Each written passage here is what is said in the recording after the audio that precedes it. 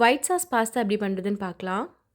ஒரு பேனில் 2 table spoon butter add பண்ணி லோ ஃப்ளேமில் மெல்ட் பண்ணிக்கோங்க. பர்ன் ஆகாமல் பார்த்துக்கோங்க, கலரும் மாறக்கூடாது. மெல்ட் ஆனதும் அது கூட ஒரு 5 டீஸ்பூன் மைதா ஆட் பண்ணிக்கோங்க. மைதா ஆட் பண்ணி எந்த லம்ஸும் இல்லாமல் நல்லா மிக்ஸ் பண்ணி விட்டு குக் பண்ணுங்கள். அந்த பட்டரில் மைதா வந்து நல்லா குக் ஆகி நல்ல வாசனை வரும், மைதா வெந்த வாசனை வரும். அப்படின்னா அது குக் ஆகிடுச்சுன்னு அர்த்தம். நல்லா வெந்ததும் அது கூட 1 டம்ளர் பால் ஆட் பண்ணிக்கோங்க. பால் ஆட் பண்ணி எந்த லம்ஸும் இல்லாமல் நல்லா குக் பண்ணிக்கோங்க. இந்த பால் ஆட் பண்ணதும் அந்த மாவு நல்லா குக் ஆக ஆரம்பிக்கும், நல்லா வெந்து அப்படி கெட்டியாகிடும். அதை வந்து நம்ம திருப்பி பாலோ தண்ணியோ எது வேணாலும் ஆட் பண்ணி நம்மளுக்கு ஏற்ற கன்சிஸ்டன்சிக்கு அதை குக் பண்ணிக்கலாம். அந்த இப்போ இதில் ஃபார்ம் ஆகிருக்க லம்ஸ் எல்லாம் அது நல்லா குக்காக கரைஞ்சிரும். அதுவே கொஞ்சம் திக்காக இருக்கிறதுனால இன்னும் கொஞ்சம் தண்ணி வேணும்னா ஆட் பண்ணி நல்லா அதை ஸ்மூத்தன் பண்ணிக்கோங்க.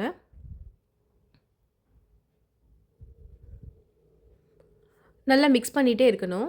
இப்போ வந்து நான் 2 பிளாக் ப்ராசஸ் சீஸ் சேர்த்துருக்கேன். அதோட குட்டி குட்டி பீசஸாக சேர்த்துக்கோங்க. அந்த சாஸோடு சேர்ந்து அந்த பட்டரும் சீஸு எல்லாம் சேர்ந்து நல்லா குக் ஆகணும். இப்போ இதுக்கு தேவையான ஸ்பைசஸ்லாம் ஆட் பண்ணிக்கலாம். பிளாக் பெப்பர் பவுடர் ஆட் பண்ணியிருக்கேன். சில்லி ஃப்ளேக்ஸ் அண்ட் ஆரிகானோ போட்டுக்கோங்க. உங்களுக்கு எவ்வளோ காரம் வேணுமோ அதுக்கு தகுந்த மாதிரி சில்லி ஃப்ளேக்ஸ் போட்டுக்கோங்க. இது வந்து சாஸ் வெந்துட்டுருக்கும் போதே ஆட் பண்ணுறதுனால அதோடய ஃப்ளேவர்லாம் நல்லா இறங்கி நல்லாயிருக்கும். பிளாண்டாக இல்லாமல் டேஸ்டியாக இருக்கும். சீஸ்லேயும் உப்பு இருக்கும், அதை செக் பண்ணி பார்த்துட்டு தேவையான உப்பை ஆட் பண்ணிக்கோங்க. ஒரு பெரிய வெங்காயம் சும்மா எண்ணெயில் வறுத்து அதோடு வந்து நான் சேர்த்துருக்கேன் இன்றைக்கி. எந்த வெஜிடபிள்ஸ் வேணாலும் ஆட் பண்ணிக்கலாம். Sweet corn, green peas, carrot இது வேணாலும் ஆட் பண்ணிக்கோங்க. இதோட குக் பண்ண எல்போ பாஸ்தாவை நான் அந்த சாஸில் ஆட் பண்ண போகிறேன் இன்றைக்கி. நல்லா சாஃப்டாக குக் பண்ணி அந்த சாஸில் ஆட் பண்ணி அதோடு சேர்த்து மிக்ஸ் பண்ணி விட்டு இன்னும் கொஞ்சம் நேரம் அதை குக் பண்ண விடுங்க.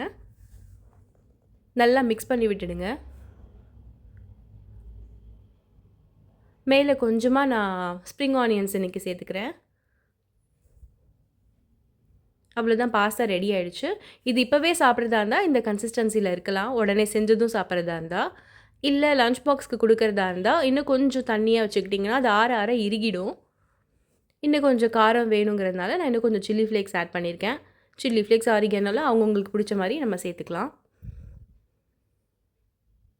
நல்லா க்ரீமியாக நல்லாயிருக்கும் சாப்பிட்றதுக்கு. குழந்தைங்களுக்கு பிடிச்ச ரெசிபி செஞ்சு பாருங்கள். தேங்க்ஸ் ஃபார் வாட்சிங்.